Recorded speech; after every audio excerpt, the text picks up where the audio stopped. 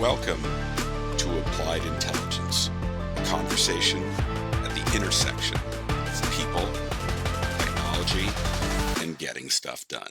And now, here's your host, Imteaz Ahmed. Hi, everyone, and welcome to Applied Intelligence. I'm Imteaz Ahmed, your host. Today, I have the pleasure of interviewing someone I've been working with for quite some time now, I think just over 6 months. His name is Pete Roxburgh. He's my coach. So Pete is a personal development and startup coach, working in the field for many, many years. And today we'll have a wonderful conversation about the importance of having a coach in your development and what they can unlock for you. So Pete, welcome to the show. Well, thanks for having me. Great to see you again, Imteaz, and welcome everyone else. Cool. So let's get into, who Pete is.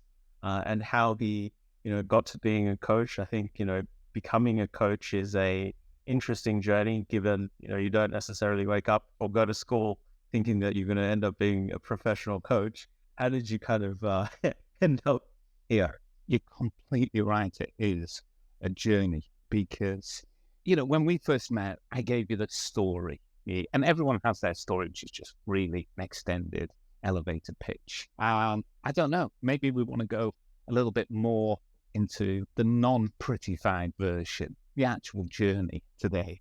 Sound good? Sound good. Let's do it. Okay. Well, you'd said to me previously, what if I broke it down, my journey into 5 chunks, 5 chapters, if you like, which got me thinking, because of course, there's lots of ways to do it. Chapter 1, 2, 3, 4, 5, for example. But I really looked at it and thought more about the emotional state that I was in. And I think it's probably quite a nice way to look at your life for anyone. Mine started with this kind of strange mix of anxiety and adventure. As a kid, I was a Peter Pan character. And I was living in a fantasy world a lot of the time. I think maybe quite a few of us. But that kind of swings and roundabouts because made school very difficult at times. I was also very small. I was like the smallest kid in the class. And I was vegetarian in the 70s and 80s, which was kind of a bit freaky at the time. And I didn't like sports. So it wasn't the greatest time in school, but got through it mostly by just selling things, hustling, surviving. And I think there's probably a lot of people that have that kind of sentiment of surviving school. What about yourself? For me, from a primary school point of view, I went to 4 different primary schools because my parents, we moved around a lot in my younger years. And then, which, meant that every, so often I would have to learn the skills of making new friends and working out how I was going to fit in the new social clique. High school, however, I went to one high school, which I had to work very hard to get into. It was a selective school for boys, but it was a public school, which you had to do an entrance exam to get into. That school, I would say, equipped me in a lot of ways to really learn how to learn and appreciate learning. So, every kid goes through bullying, every kid goes through, social issues and whatnot. But overall, my high school experience was very positive in terms of forming who I am today. You have the challenges that everyone has, but the teachers that I had really understood what education was meant to be for, right? So my most influential teacher, she was my English teacher in the 11th and 12th grade. And she would typically start the lesson by saying, okay, the first half of the lesson will focus on how you answer the questions in the HSC, so you actually do well and get the marks you need to get into the university course that you want to get into.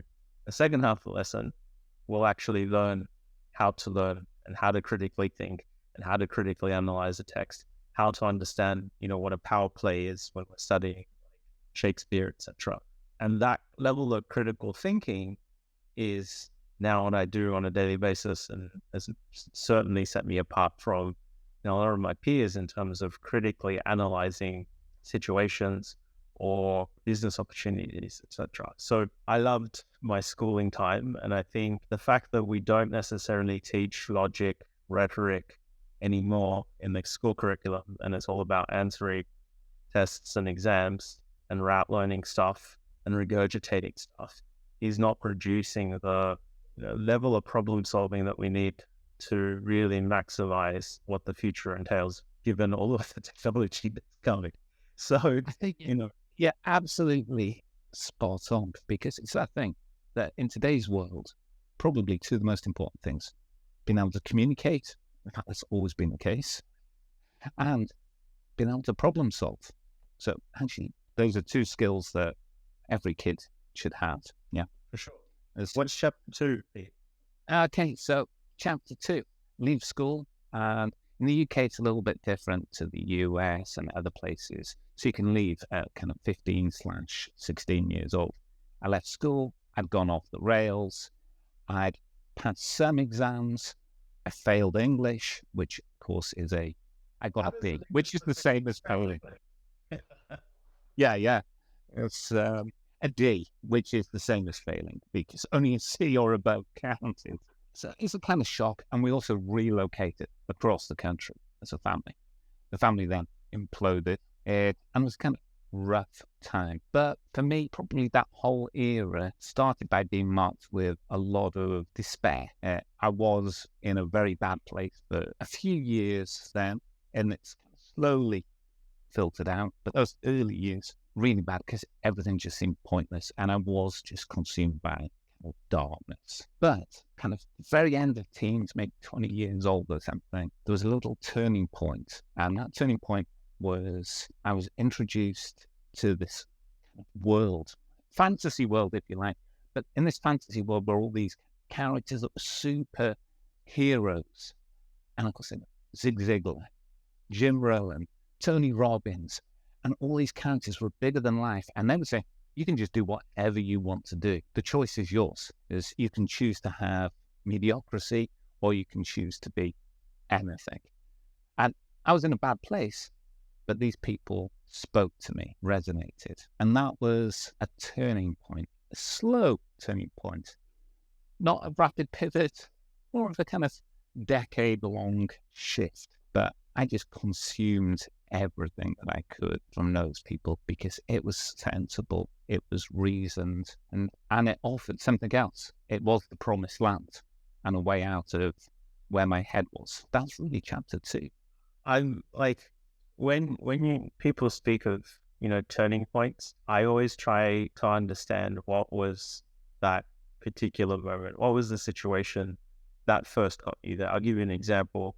Like, I've worked for the same company coming up to 15 years. And for the interview, I was actually running late and I missed the turn onto the street where the interview was happening. And I don't like being late. And I had already gone through so many interviews that I was like, stuff it, I'll just go home. It's a group interview anyway. They won't miss me. And then the HR lady, she gave me a call as I was driving off. I was like, 2-3 minutes away. She gave me a call and she asked me, where are you? And I'm like, I missed the turn. I'm just driving down Victoria Road. She's like, I know where you are. Just take a U-turn. When you see the McDonald's, take a left and you'll be at the office. So had she not called me on that day, I was going home. I wouldn't have had the job that I've had for the last 8 years. So you get those tiny points that you can identify. Yeah. So do you think there was like one, it doesn't necessarily have to be one thing that inspired you to go down this path, but was there something that like just clicked when you, discovered all of this content that really, changed your mind? Well, it's funny because I can probably, because we know what our memory is like, especially when it's a long time ago, but I can probably remember the moment. And one of the things I did, which was probably quite, rash at the time, was I got married when I was 20. Divorced a couple of years later. Neither of us were ready for it. It was just like, but my father-in-law at the time, he gave me this tape. And the kind where you get the pencil in there to wind it up. That kind of tape. Because, of course, a lot of people.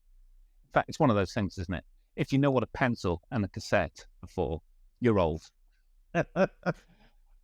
But he gave me this tape. I can't remember who was on it. I think it could have been Zig Ziglar or someone quite similar. So it was very motivational, and it was really about put in the work in, and you have to just keep at it and at it and at it, and you can have anything if you want. And that was probably that moment, because it was just a completely different world. Putting it in the cassette player in the car, which I think at the time was like about £150 Ford Escort. It was just like, yeah, probably is now. Probably worth thousands. Yeah. And so, and actually through that journey, we had a couple of things. So I then remember going to some conference in Brighton and seeing some of these speakers in the flesh and feeling the energy in the room. And to me, it didn't matter what people thought, because of course, a lot of people think that a lot of this stuff is like a cult. But the thing is, positive emotions and people feeling better, living better lives. And yes, sometimes they dream about things they might not get, but so do all the people go and buy the lottery tickets every week. So I'd rather be happy. And I would rather be surrounded by positive people and people that are optimistic about the future, rather than people that are negative and have pessimistic views on what the world has to offer. And everyone has their own responsibility over themselves, their families and their communities, and not necessarily, going out to a nation state or a global state. But you have certain power and influence over that very small circle that we just talked about. Right? And if you want to surround that with positivity and build something great for yourself and your family and the direct people around you, that's a great life. You don't necessarily have to solve every single problem in the world, but at least have the positive impact around people around you. Right? Yeah, exactly. And if you can spread some positivity and immerse yourself in positivity, this is great. But at the same time, it's being aware that this is not some kind of crazy idea where everything's wonderful, because the world is not wonderful. And there isn't a positive in every single thing. There's terrible things that happen in the world. There's terrible things that happen to people. But still, our outlook is going to go one way or the other generally. And we know that people that have a positive, optimistic outlook generally have much better life outcomes in terms of health, wealth, and happiness. What's the next chapter? Chapter 3. Now, chapter 3 was about growth and confidence. And I got through this point and reading all this stuff, consuming it, I decided to go back to school, effectively. So I took my English exam and passed it. I then went to university.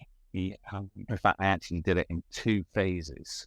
So I was working at the same time and doing this. But the second phase meant that I graduated later on. And of course, the funny thing is, being a little bit older, I think I was 27, 28, graduated with first class honours. So in the UK, that's like the highest level that you can have. And I loved it. But of course, it gave me a lot of confidence, which is why I encourage most people, not all people, but most people, to get a degree or get some kind of qualification that has meaning, that pushes them, because you're proving to yourself more than anyone else. It doesn't matter whether you ever use it or not. But I did that. Then I found a sport that I was actually really good at, which was climbing. I don't mean world class, but I was very good. So suddenly I grew in confidence there. Then I found my sales skills that I developed in school came in pretty useful in the real world. And then I got invited to lecture accountancy at the place where I'd studied. So I did that. And then I ended up going into software development and ended up writing books for Microsoft. So went from failing English-ish to being a multi-time author for big companies. So I grew in confidence. But like many things, a little chink in the armor, which was there was no balance. But we'll come to that later. But growth quite often comes with confidence and that belief in your own ability to do it. Super cool. Chapter 4. Yeah, straight in. Okay, as I said, no balance. And I was 110%. So it's work. Okay, I can work 100 hours a week. I can do multiple all-nighters in a week. Brain's going, well, I'll just have a couple of bottles of wine to knock myself out for the night if I need to. Just 100% all the time. And that's not a sustainable way to live. You cannot have your foot to the floor, full gas, all the time. Something's going to give. And I think we may come to it later. There's a good chance But nowadays, I look at things very much in terms of our body, our mind, and our relationships. And all I was focused on was actually just, you could say my mind in terms of building something, but a very small sliver, and everything else suffered as a result of it. So the inevitable happened, burnout. And I think probably a few people have been there. A lot of people have been there. And a lot of people have been there and not realized that they were there. And they just plowed through with the tank empty and, make other problems even worse, specifically health issues. Yeah, that is the kind of sad thing, isn't it? That when you're burnt out, you generally don't actually know that you're burnt out. If you're walking around saying, I'm burnt out, the chances you're not.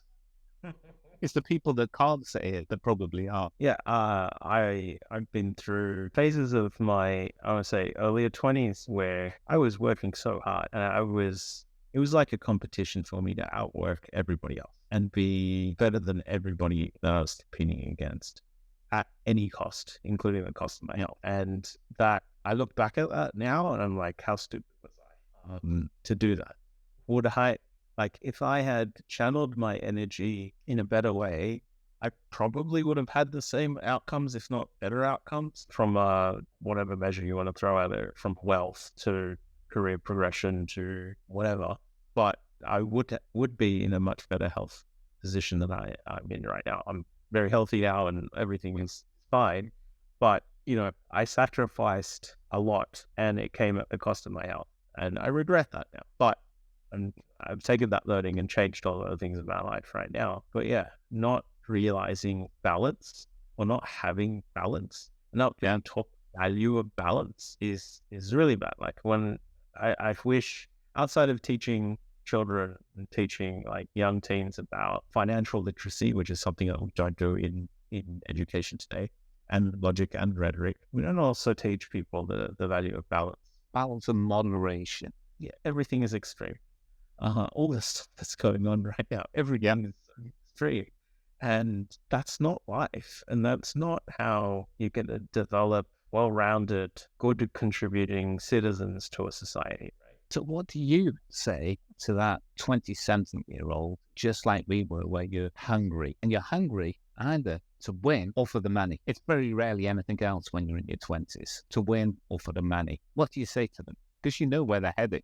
I know where they're heading. And there are two sides to this coin, maybe three sides to this coin. And what I mean by that is in your 20s, you have so much more energy. You have so much more, no, energy is maybe not the right word. You have so much more time, especially if you're getting married later and you're starting family later. You have a lot more time to yourself. And you really need to be accountable to yourself how you manage that time. And if I were to be speaking to my 25-year-old self, about 10 odd years ago, I would teach myself I would talk to myself about how to really focus on other things other than just work. So yes, finishing or doing more than my capacity really, helped me learn a lot and really pushed me to help multiple people, help multiple businesses get past certain situations. But that came at the cost of my health. So I don't know, if I talk to my 25-year-old self, I would say focus on solving the problem and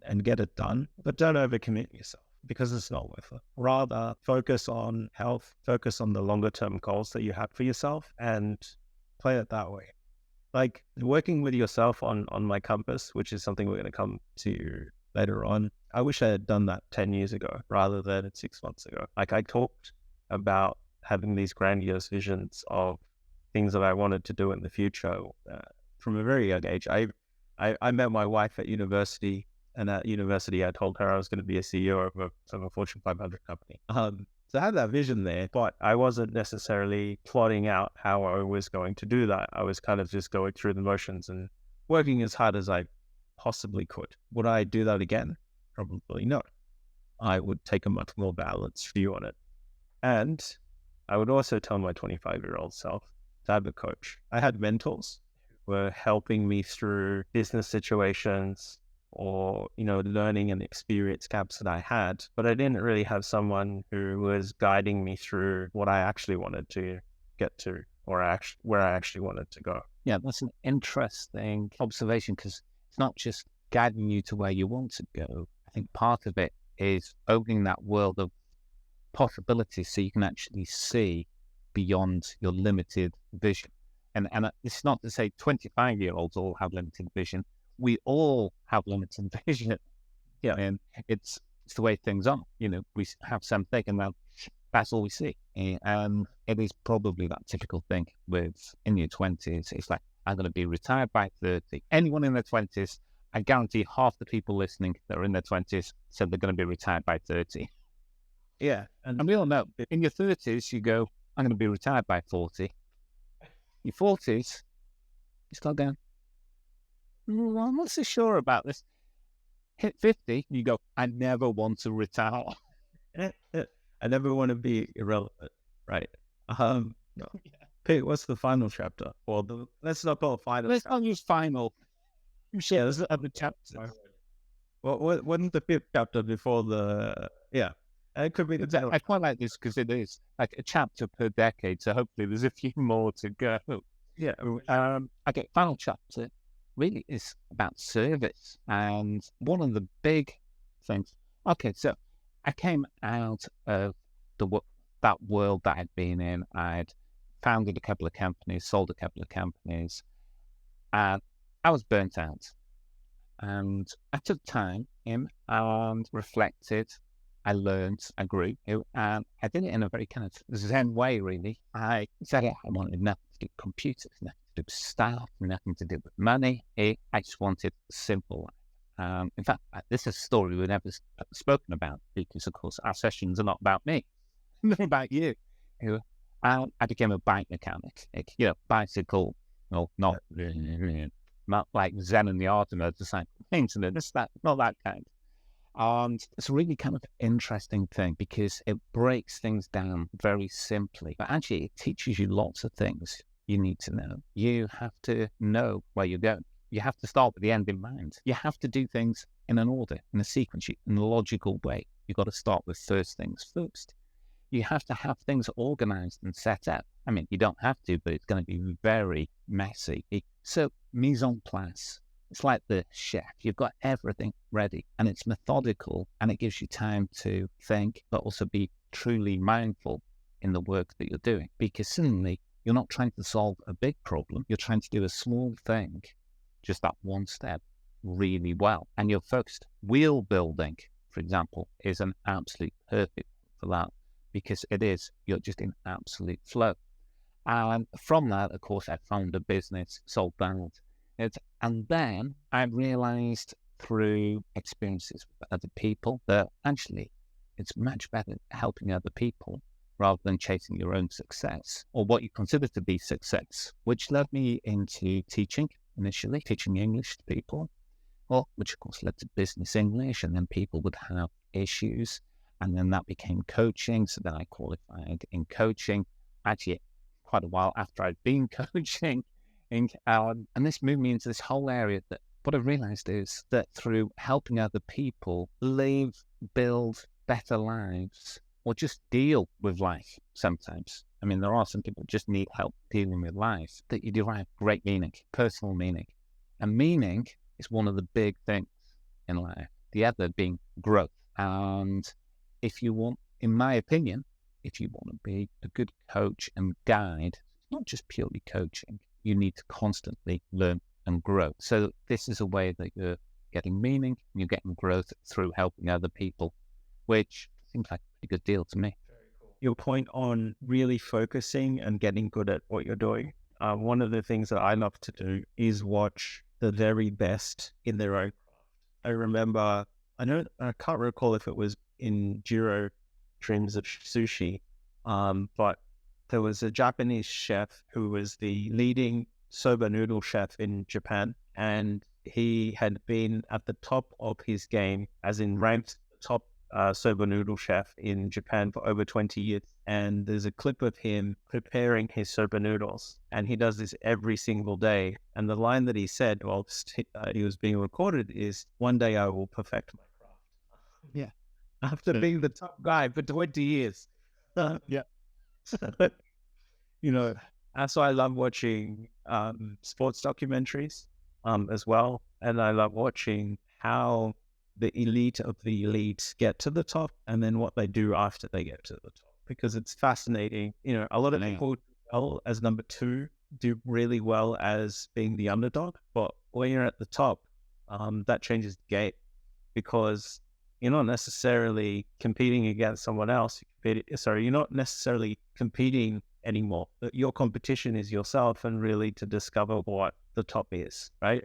So it's fascinating to watch. This is not kind of quite like in business. It's where if you're number one in the market, you're probably far better off trying to compete with yourself, I guess. It is that thing of you've got to raise the bar. Yeah, and define where that bar is for yourself and for your industry and for your category, etc. Super cool. And this is a great segue, though, to the first real question. I mean, we spent half an hour just talking about me. What a biography, which is amazing. But, which is a great segue, like, to why it's important to having a coach, and that's, the crux of this podcast. But, in the context of being at the top of your game, like you think of Michael Jordan, you think of all of the sports stars, and you think of a lot of the CEOs that lead Fortune 500 companies today, they all have coaches, right? So why is it important to have a coach? And what reason have people given you as a coach, to find somebody who can help you in the journey? Kind of two questions there. But maybe to qualify, really, when we talk about coach, we have many different types of coaches. And this is important to realize, because sports coaches that we talked about, and then we have kind of life coaches, which encompass many types of coaching and many types of areas. Then we have specialists like financial coaching, because a lot of people do have problems with finance, probably because they didn't have financial literacy taught to them when they were in school. Well, we have communications coaches, is politicians quite often have them, and business leaders to help them communicate more effectively. My type of coaching, it's about personal development. It's really about your personal performance in life as a whole. So it's very much forward focused. And even within that, there are many different approaches. So I'm only speaking from my kind of point of view. But for me, it's about someone helping you have that objective view, letting you see from different sides, because as we said before, you focus like that and you need to see the other options, the reality of situations. I think we've all been there where we've got something that we're thinking about, and actually how much of it's here and how much of it's out there in the real world. That's one area. Second is, of course, accountability. There are few people in the world that don't need anyone or anything to hold them accountable. They just have this natural inner accountability, but they're rare, very rare. Most of us perform a lot better if we have some kind of accountability, whether it's just deadlines, which of course we're getting in work and academia all the time, or someone there, because of course a lot of things that we want to develop in our life, there is no deadline, there is no boss. It's just we know we want this. So that definitely helps. Motivation in the third of area, because taking someone else or having someone else on your journey is motivating, and you can share. And sharing, of course, fourth thing, because especially for people in kind of upper professional areas or business owners, it can be very hard to share with anyone what's on your mind. And I would then just add that kind of feedback and guidance loop. What was your first one, Pete? It's that objective point of view and that split, really, because it's the objective point of view, but the ability to also see around. Okay, so to break it down, it's having that objective point of view. It's having that accountability to the goals that you're setting for yourself. It's having somebody to motivate you, be your cheerleader in your own squad. It's it's sharing those objectives and sharing the success along the journey, and then having someone to give you that feedback and guidance as you're going through the journey as well. That's why we should be, having a coach. Yeah, I think you've got it in a nutshell there.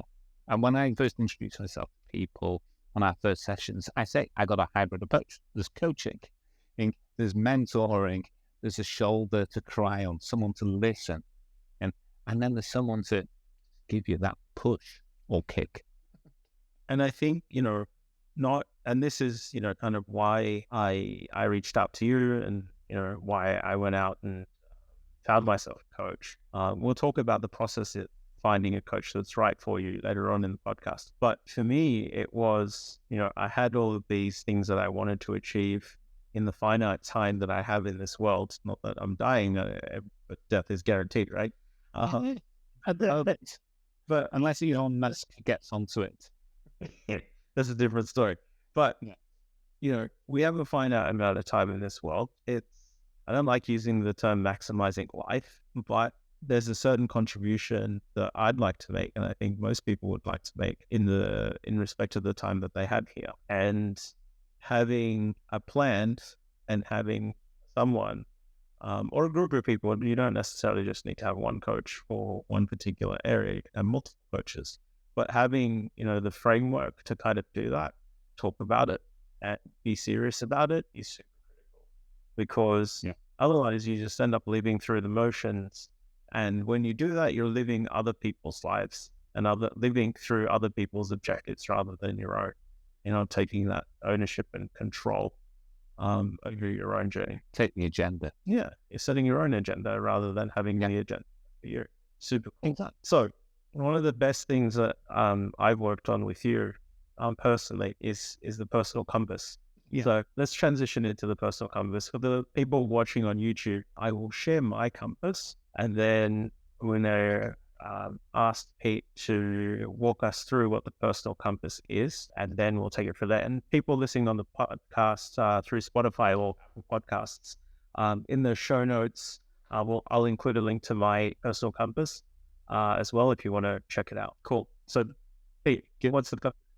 Okay, so before the personal compass, we have the 3 pillars. And the 3 pillars, just as an overview, we talked about earlier, but it is your body, your mind, and your relationships. And the reason being, you have one body and one mind. That's it. That's all you get for this lifetime. So they're pretty high priority. And relationships, because we are social beings, it is really what makes us tick. Underpinning this, and this is where a lot of people seem to make a mistake, is financial security, whatever that means to you. But it's rarely a pillar in its own right. It's something that enables. So when we look at those 3 pillars, it allows us, through a different process, to really focus on what are our ultimate life goals. And of course, this was something that you'd developed. And from that, we looked at the personal compass, and you identified 5 areas that were truly important across your 3 pillars. And we can see here, and you don't mind me reading them out, I assume, as everyone can see them. Just check the confidence. So there are people on audio that can't see it. So, I think it's... Exactly. Okay, so we name the what, if you like. And here we have pray, which is for the mind, weight, exercise, both body, mental growth, which is mind again, and family, which is relationships. These are the 5 key things, most important things for you personally. I think that's pretty true, isn't it, Imteaz? 100%. I wrote it, so yes, it's very true. Well, I hope it's true then. Okay, but then the next step, having identified these, is to write a compelling reason why. And if you don't know why that item's there, chances are it doesn't really mean that much to you, or you haven't thought through thoroughly. So a compelling reason why. The 3rd row, in fact, do you want to share one of your reasons why so that people get a feel for that? Yeah, let's do mental growth. And doing this podcast for me is part of this mental growth journey. So what mental growth means for me is it's about recharging my mind. It's about enjoyment and sharing my knowledge and experiences with people around me. Yeah, and that's great. And I think a lot of people will have mental growth as one of these things. Not everyone, but a lot of people. I have mental growth as well in there. So good. Then our 3rd row is, what does success look like? Notice, how do we know that we're being successful? Notice, being successful, not that we've reached some destination, because none of these things are destinations. These are things that are there for our entire lives, we hope. So what does it look like when we are successful in this area? And I'll take one of yours there. is it's weight, 15% body fat. I think that says 15%. Yeah. And yeah, so that's what success looks like. And that's always going to stay there. And you may adapt it over the years. Yeah. And it doesn't, I think success can be two things. One, it's achieving a finite goal, which could be achieving a 15% body fat percentage on a weight scale, or completing an Ironman, which I'm very far off from doing, but it's a journey. But once I complete the Ironman, it's not like I'm done. The thing about my weight and exercise journeys is that it's always going to be an ongoing journey. Even if I hit my target weight, or when I hit my target weight, it's not like I'm going to give up my exercise routine and my eating plan, right? So it's about learning that all of these things have to be done consistently. And even when you get to that peak, or even when you reach that goal, it doesn't stop. That's a really key point. And we've discussed this differentiation before. It's goals and what they actually mean. Now, of course, goals, aims, objectives, all these things have multiple definitions depending on who you're working with. The one I prefer, because it helps create this distinction, is goals are future states, not... Yeah, as whilst objectives are smart, and they're very specific, you can measure them, and so forth. A goal is a state, which is very difficult to measure. I mean, it's not impossible. Or if you're some kind of science geek, maybe you can. But that's where we have it. And here we focus far more on goals, future states. Very cool. Even the 15% body fat is a state you want to maintain. Exactly. Okay.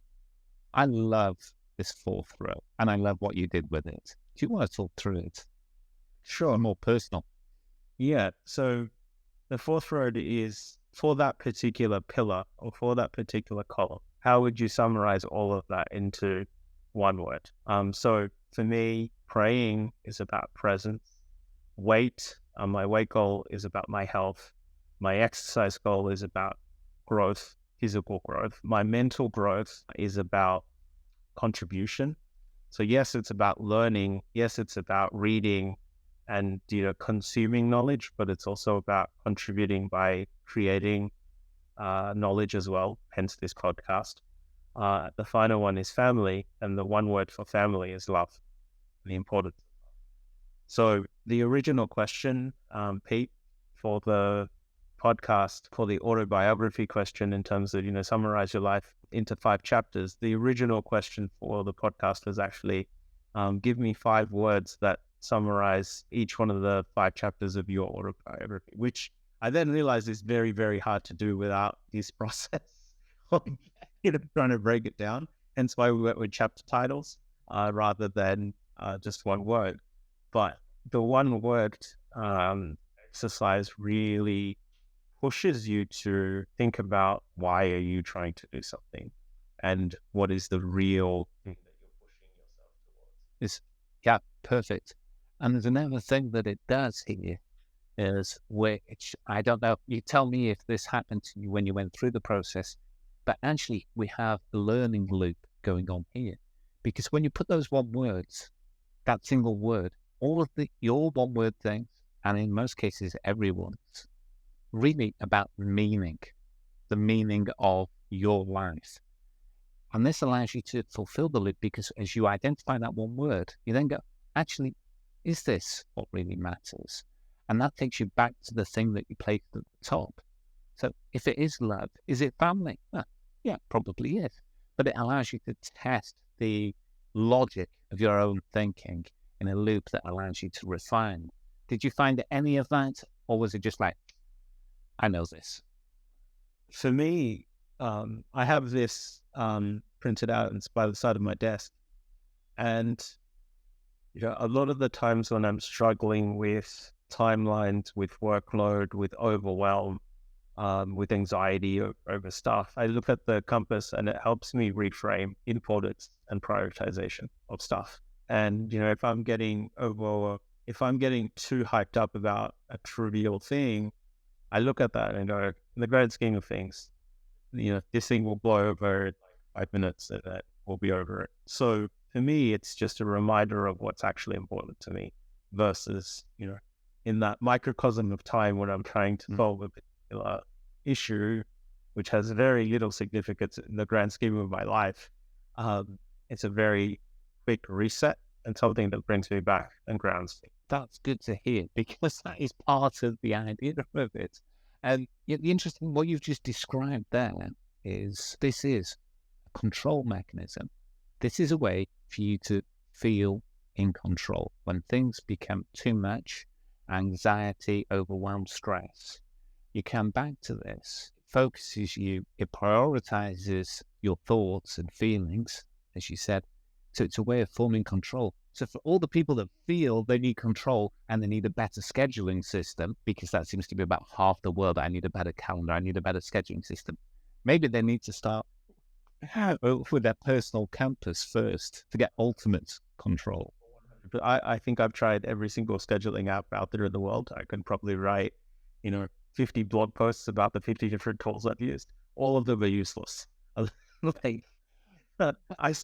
It's funny. They're just tools. This book, this notepad is the best tool that I have to really schedule what I'm actually going to do versus every single piece of technology that I've tried to, use to schedule my time. It doesn't work. Exactly. And actually, you bring up a really good point though, and that is notepads, quality notepads for certain things in your life. Not everything, because they're not that convenient. They're just so important because there's this connection between the thought and actually putting it on paper that you just don't get on screen. And that physical presence, it's there forever. So as Jim Rohn used to say, write it down. Don't trust your memory. Write it down. Okay, the fifth row. And now we get into specifics. And this is, what are the daily habits or activities that you're going to do to actually make this happen? Because execution, activity, doing, following through, showing up, all of these things, that's what actually makes things happen. Thinking about them, talking about them, reading about them, watching something on YouTube about them doesn't actually make them happen. Turning up and doing is what makes it happen. So planning them in advance makes that simpler. You want to give a couple of your... Yeah, I think this what line, when you break your one word into an actionable habit and you do that actionable habit and you're consistent with that actionable habit and you see the progress in yourself, that is extremely rewarding to see the momentum, the positive momentum that you build within inside yourself to achieve the things that you want to actually achieve. So for me, no phone past 10 p.m., putting my phone... That was not an easy one, was it? No. And, I have a phone addiction. Everyone's got a phone addiction. I'm not alone. But putting my phone, or not putting my phone on my bedside table and charging my phone next to where I sleep and not, waking up in the middle of the night and refreshing my feed has been a game changer. And I only did that because I committed to doing that with you, Pete. So if you break these things down to very basic things and make them very easy to do for yourself, then you're going to see that progress. Exactly. And sleep, there's two things that jump out there. One is sleep, because of course sleep is in the body pillar, and the quality of your sleep really determines the quality of your output and your life. So it's very important. And we all know, well, maybe we don't all know, but being on your phone, on your screen, a few minutes before bed, it's not going to help you. That second thing was breaking things down into small things and making them easy, making them rewarding. And of course, that ties into Atomic Habits, which is probably the most read book of last year. I don't know, James Clear, Atomic Habits. I mean, it's straightforward, simple stuff. But if you act on his advice, you're going to get results, because whatever our vision, our dream, if we break it down from the dream into the goals, into the objectives, have a strategy for doing it, break it down into tactics, into the individual activities, we still actually have to turn up, do it. And that is a lot easier if we made it habitual. Buy that book. Actually get an Amazon affiliate for it. That book, I bet you have. Atomic Habits for sure. The one I read before that one was The Power of Habit by Charles Duhigg as well. That's Power of Habit is the book that I gift the most to people. It fundamentally changed the way I think about developing new habits and identifying bad habits and cutting them out. But certainly, when you make something really, really easy for yourself, it's much easier to get started than not going to the gym for a few years and then trying to commit to doing 5 hours a week of gym. Very, very hard to start doing. So, taking that first step, it's always the easy way. And this first step is the key thing. Breaking things into steps, identifying the first one. So first things first, taking that step. Don't worry about where you're going to be in 10,000 steps. I mean, it's good to have the big picture, but focus on this step. Don't worry about what's going to happen when you get to step 63, whether it's going to be raining or whether the car has broken down or whatever it is that you're worried about. Focus on this first one. So how does one take the first step to finding the right coach for that? I think of finding a coach really just like trying on clothes. Going to a store and you want some new jeans. You can look at them wherever that might be. You could be on an online portal, or you may have something in your locality through work, for example. So have a look at the shop window. See what people are saying, what they offer, what they look like. Because quite often that helps us with our connection, even though we shouldn't be superficial, but we know it does. And then try them on. Most coaches will offer some kind of discovery or trial call that's kind of free or discounted. Try them on, see if they're the right fit for you, because that's really the thing. This is someone that you're going to work with closely, and if it's going to work well, you need to feel totally comfortable in sharing sensitive personal information, your feelings. So you can't get much more sensitive personal than your feelings. So you've got to be able to share those with that person, and you've got to have that feeling that this person is actually going to move you forward. Remember, a coach is not a therapist. They will listen, and sometimes that's all they'll do is just listen for you, but they're not a therapist. They're not looking backwards. They're looking forwards to make sure that this is someone that will help you turn things into action and hold you accountable for following through on those actions. That's very cool. I was just going to say my process for finding you. Oh yeah, that's a good question.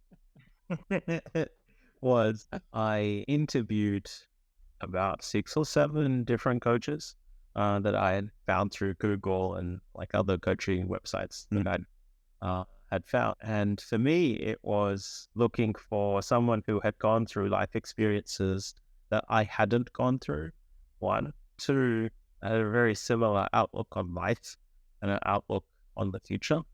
And then 3, someone that I would be friends with outside of a formal engagement as well. So you got to find people. You got to find someone that's going to work for you. And I love your analogy of trying on clothes, because for me, a lot of the people that I interviewed, they had the right mindset, right attitude, but I felt like I had gone through more life experience than they had, which made me uncomfortable. I'm like, what is somebody who has only really been working for 2 years going to tell me about corporate, like how to manage corporate politics?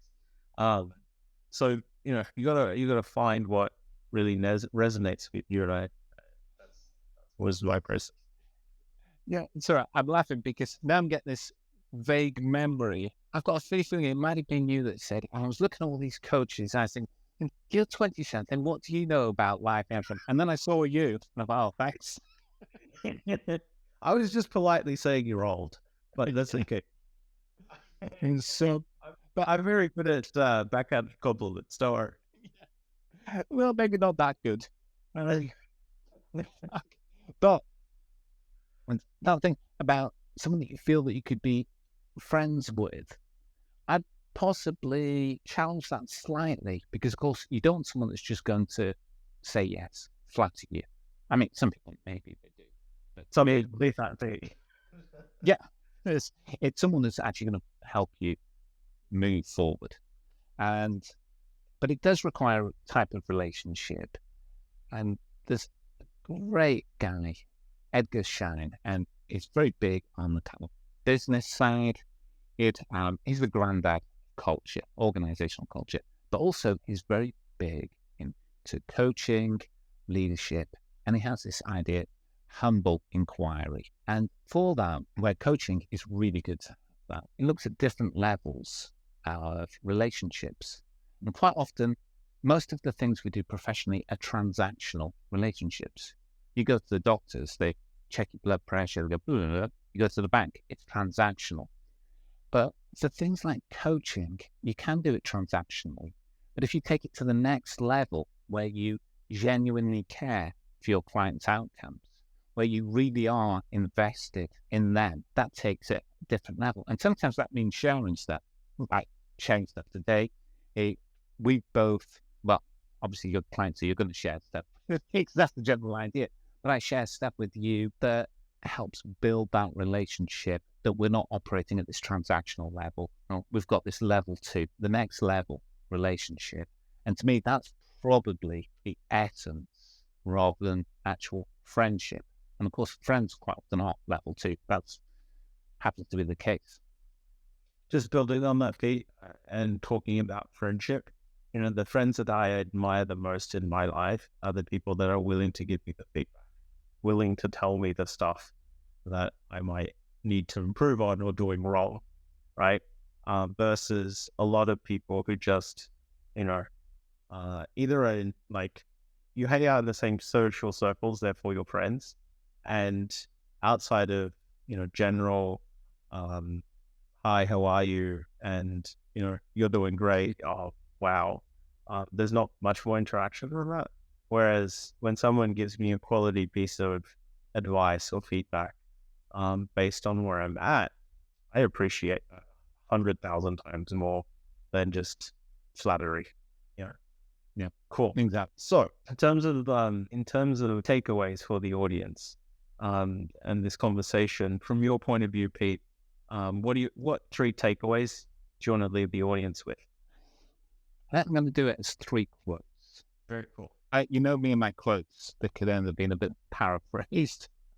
But the one is really this focus on meaning, because meaning is the true thing. And if we know our meaning, it helps massively. So that applies to everything we do. Let's align with our meaning, focus on that. So as Jim Rohn says, don't major in minor things. Focus on the big stuff, the stuff that really matters. So that would be takeaway number 1. Takeaway number 2, because we've mentioned it multiple times, I think, in this podcast, Stephen Covey's start with the end in mind. Have that big picture view and know where you're heading. Because if you don't know where you're heading, you're at the mercy of the rest of the world, because they'll take you wherever they're heading. And the third, well, we've talked a lot about execution, actually turning up and doing it. So Zig Ziglar, and other than having a great name, he was just an inspirational force in sales and motivation and personal development. But you don't have to be great to start, but you have to be. Let's do that one again. But Zig Ziglar, you don't have to be great to start, but you have to start to be great.